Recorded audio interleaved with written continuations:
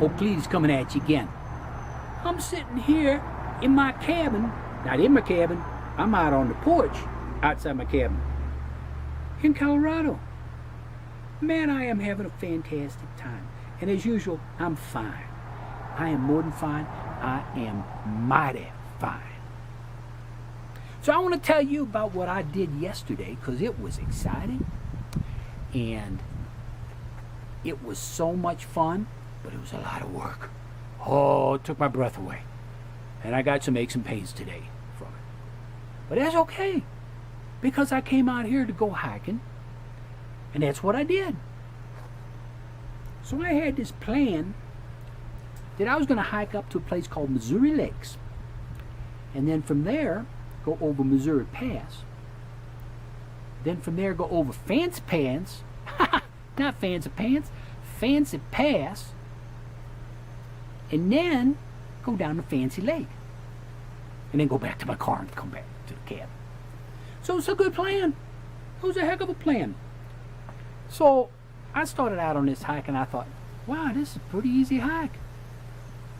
There was a lot of uphill. Of course there was. It's what you get out here in the mountains and you're climbing. But it was a nice trail. Nice trail. So I'm along and I get up to Missouri Lakes and they were beautiful. There's a bunch of them. I don't know exactly how many. But I saw at least 3. And every one of them was so clear. You could see the trout, little trout, swimming along. I'm not much of a fisherman anymore, but almost maybe wish I had a fishing pole. Of course, I just got frustrated because I can't fish worth darn. I wouldn't have caught them anyway, so what do you do? So anyway, so I look at all these Missouri lakes, and they are pretty. They got these big old craggly peaks up behind them and beautiful green meadows all around them with wildflowers. It was pretty. But then my next obstacle was to go up Missouri Pass. And I looked at what I thought was Missouri Pass. I thought, there ain't no trail going up there. How am I going to get up to the top of Missouri Pass with no trail? It didn't look like nothing but rocks and stuff going up there. But I've been out in Colorado. Hey, get off the lens. I've been out here in Colorado before, and I know that distance is so far out here, you don't think you're very far away, but you really are, and you can't see the path.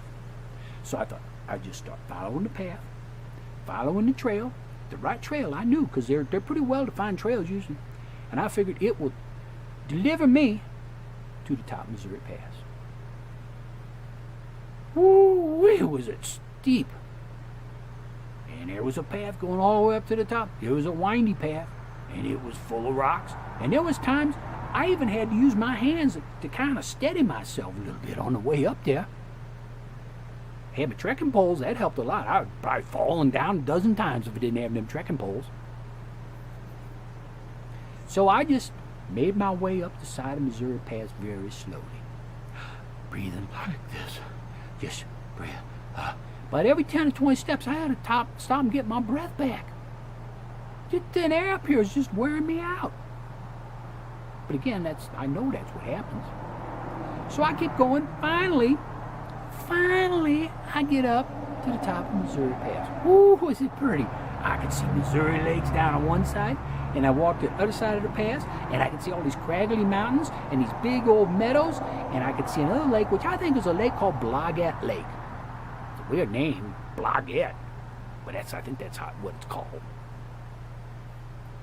So I had myself a little snack, and I had myself something to drink, and then I decided I better head down Missouri Pass, because I still got another pass to go and another lake to see. Ooh, it was almost as tired going back down that pass as it was going up, but in a different way. I didn't lose my breath going down.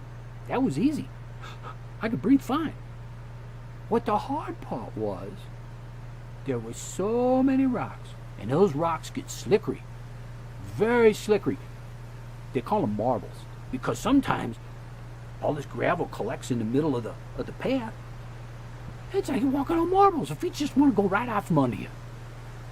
So, man, I have my trekking poles, and I'm just going like this, and I'm watching every single step that I'm taking. Every single step I watch, I thought, okay, is that one good? Is that one good? Is that one good? Okay. Finally, I made it down to the bottom from Missouri Pass. And there's this beautiful lake down there. Like I said, I think it's Blagat Lake. I think it's what lake it was. Not that that makes any difference, but it was pretty. It was pretty. And I started walking on, and there were wildflowers blooming everywhere. Everywhere. Don't ask me to tell you what colors it was, because I'm colorblind. I don't know. But it looked to my eyeballs, they're probably purple and orange and red and white and yellow. And, well, there was everywhere. There was everywhere. So I took some pictures of that, and I kept walking. And then thinking, okay, well, my next thing, I got to go up over Fancy Pants. I said it again, not Fancy Pants. Fancy Pass. Well, doggone it.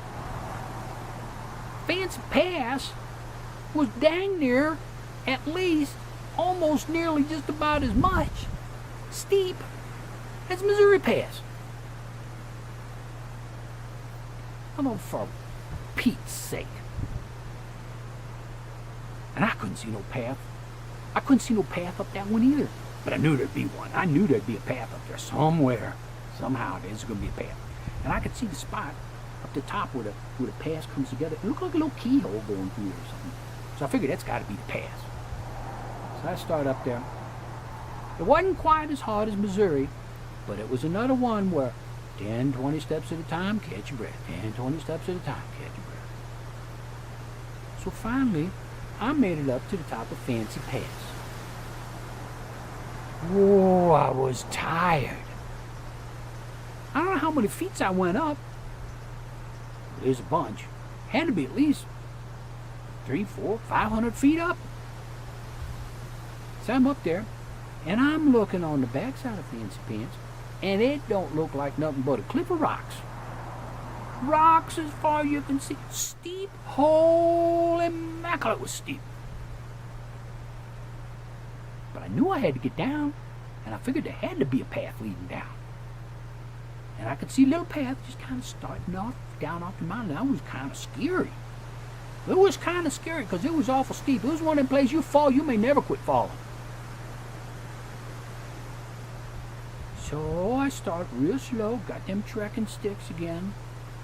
Trekking poles, excuse me. Trekking poles, and watching every little footstep. Making sure when I put that foot down that it was nice and secure before I went and put the next foot down. But it was tough and scary. So I kept going down. It was pretty darn steep too. Besides all the rocks and everything that you could slip on and trip on. It was steep. So I finally get down to the part of this part where the steepness wasn't so steep.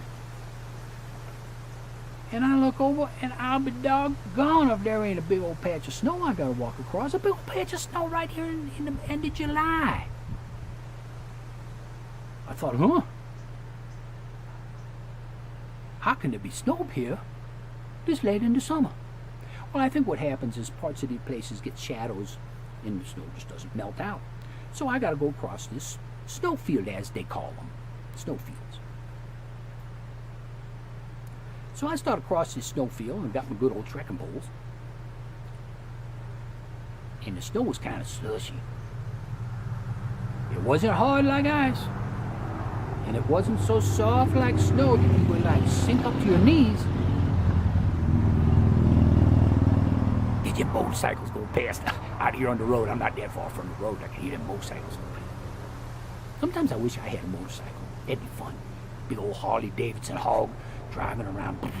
Oh, wow, that'd be fun. Me and my wife almost bought a Harley Davidson once. We were looking at a Softail. And back then, it was about $15,000. And we was ready to spend the money, $15,000 on a Harley Davidson Softail. Woo, and we was going to just go out and ride all over the place. Then common sense got the better hold of us. And we bought a house instead. So, how did I get on that? Well, that's crazy. Oh, yeah, them motorcycles went by. I got on that subject. Oh, man. Sometimes I can't keep my train of thought on the tracks. So anyway, so I'm at this snowfield. And it's not hard like ice, and it's not soft like snow. It's kind of like slushy. So I think, oh, it's okay. I got treads on my boot. I'll be fine. Well, I go across there, and my feet just kept wanting to slip anyway. And then I had read that you take your foot and you kind of cram it into the snow like this to make like a little step. And I started doing that, but there was still many times my 1 or 2 feet wanted to go out from under me. But I was careful. I made it through the snowfield. Whew. I thought, oh, I'm glad that's done. So I walk a little further. What the heck do I see? There's another snowfield out there. Another snowfield. I don't want to cross another snowfield. I was happy to make it over the first one. Now I got a second one. Then I got to cross. I got no choice. Same story. Slushy. Take my time. Slip a little bit here. Slip a little bit there. Get my trekking pole, keeping me steady. And I made it. Made it across that one too. I thought, well, this hike can't get nothing but easier from this point on. Ha! I was wrong. I go a little further. You ain't gonna believe this. There was another snowfield. I had to cross another snowfield. And what was scary about this one, it was on like a slope. And I had to like go across the slope this way. Well, the scary thing about that is you slip on that slope. You heard about people being careful of a slippery slope. Well, this is a slope that was slippery because it was snow and ice and stuff. But if I slipped on that slope, I'd probably go down 50, 60 feet to a whole bunch of rocks on the bottom, and that would not be pleasant. It would be less than pleasant. It would be a disaster.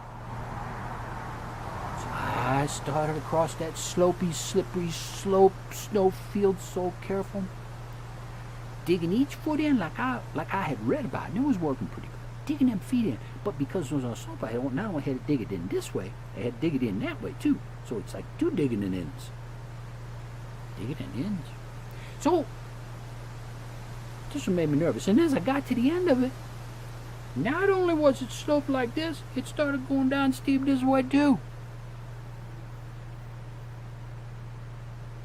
Whew. I guess you know I made it because I'm here. But I didn't like it.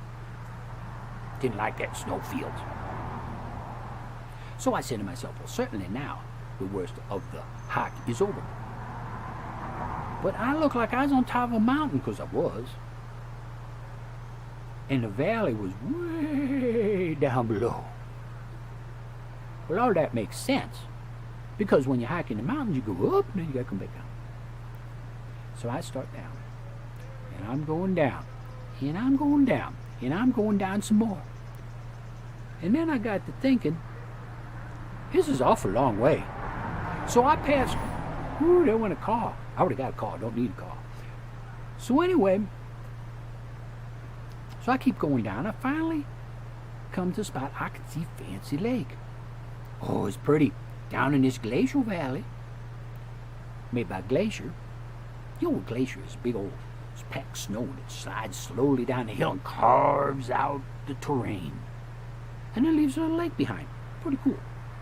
So anyway, so I took a picture of Fancy Lake, and then I walk on down, and it took quite a while to get down there, because like I said, distance is deceptive in the mountains. You look at something, you think, oh, I'll be there in 30 minutes. In 30 minutes, you look at it again, and you say, well, I guess it's going to be another 30 minutes. So I finally make it down to Fancy Lake. It was a pretty fancy lake. It was kind of cool. I could see trout in that one too. So I sat on a rock by Fancy Lake for a little while, drank myself Gatorade. I had myself a Kashi bar, ate some raisins. I like raisins. Raisins are good for you. So anyway, then I started off, and on my map, on my directions that I had, it said, when you leave Fancy Lake, there's a steep path going down, and the word they used was corkscrewed. It corkscrewed down the side of the mountain. I call them switchbacks. It was one way and back way and one way and back way and then just going down. Doggone if it wasn't steep again, almost as steep as coming down that mountain passes, but I knew it's one matter of time. I'm getting closer to the car every step. So I start down there and I'm corkscrewing down thinking I come upon this one place and I could see there was a canyon off to my right. And I wanted to go look at that canyon because I figured, well, if it's a canyon, there's got to be water flowing through it, maybe some kind of river, white water, stuff like that. That'd be pretty. I walk up to the edge of that canyon and it was so deep I couldn't see the bottom. I couldn't see it. It had to been hundreds and hundreds of feet deep. I couldn't even see the bottom. And then I started getting a little tippy. I think they call it vertigo. I started getting some vertigo. And I'm going like that. I was like, whoa, I better back up before I end up at the bottom of that canyon. That's what I did, man. I moonwalked myself backwards. I said, whoa, I'm getting away from there. And I did.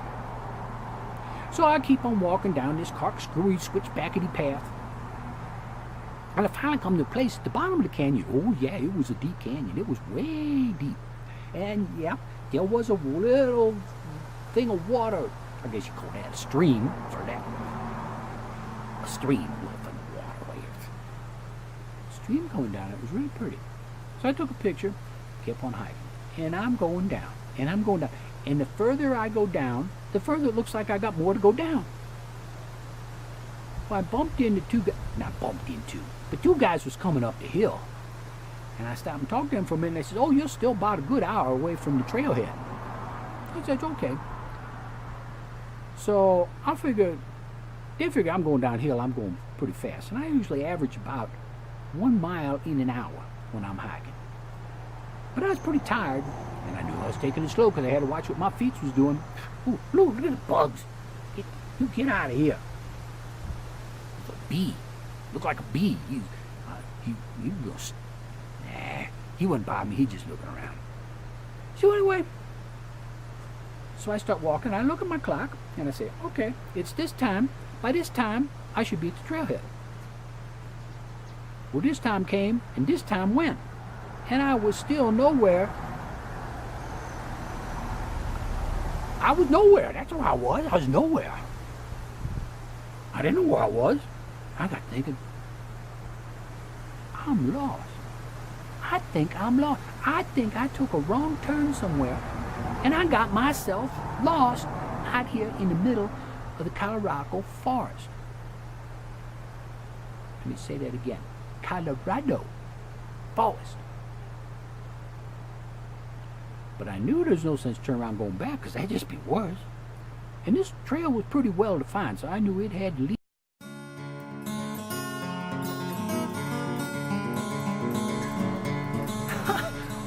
I'm back. You know what happened? I was talking, rambling on so long, I exhausted my battery. And I know just how that battery felt. Because I was on this hike and I was getting exhausted. So as I was saying, I was beginning to think I got myself lost out here in the Colorado woods.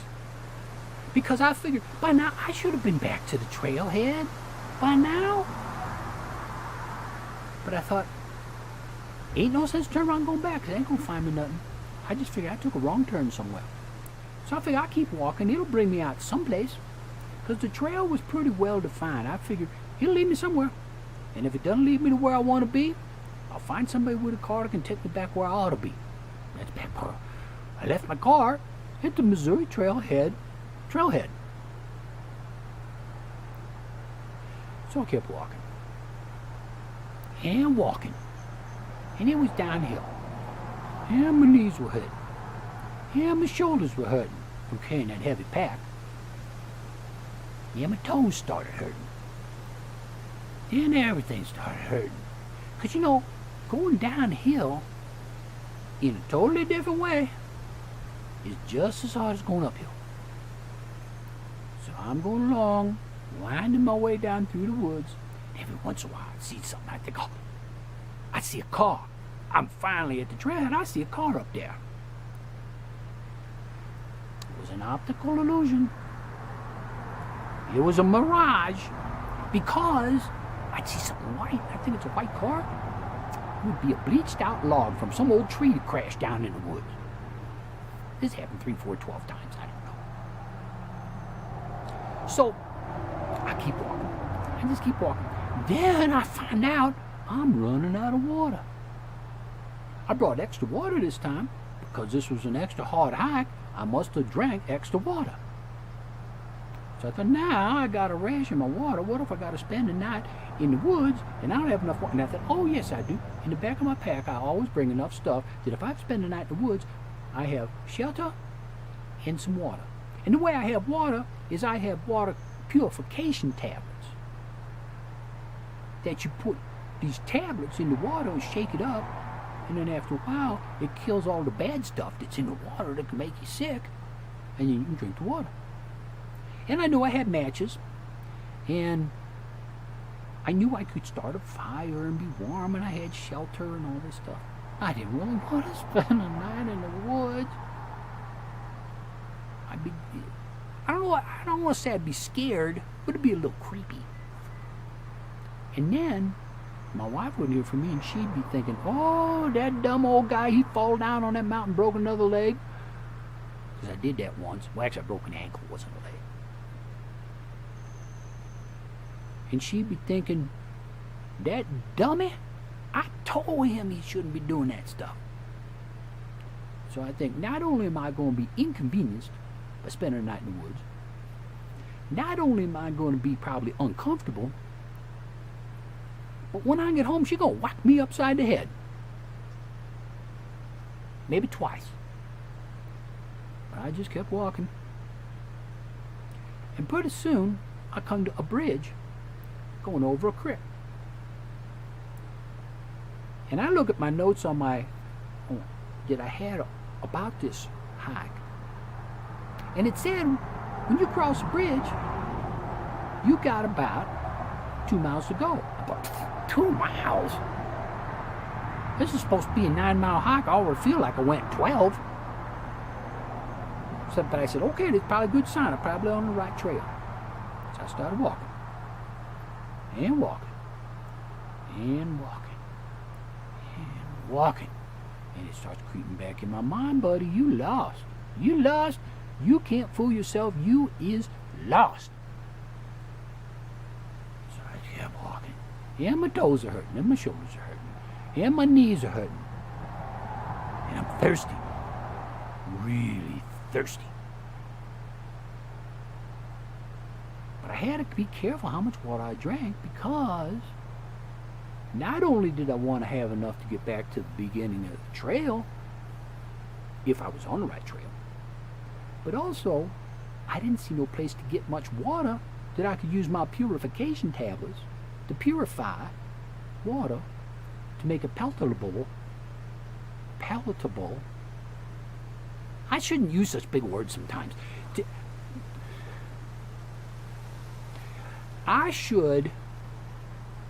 Never mind. I couldn't find no water that I could use my tablets to make it drinkable. So, I'm ready for this hike to be over.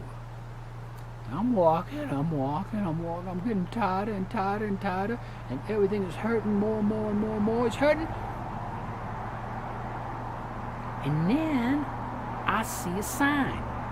I don't know what it says, because it's too far away. It's not facing my direction. But I see a sign, and I thought that sign, that's a good sign.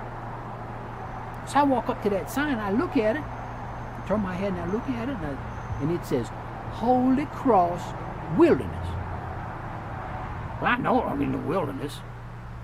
And I knew I was around the part they call the Holy Cross Wilderness. And I looked on my directions, and it said, you're pretty close to the end now. It says, you're about 0.8 of a mile. A whole nother cotton picking mile? You gotta be kidding me. So I'm walking, and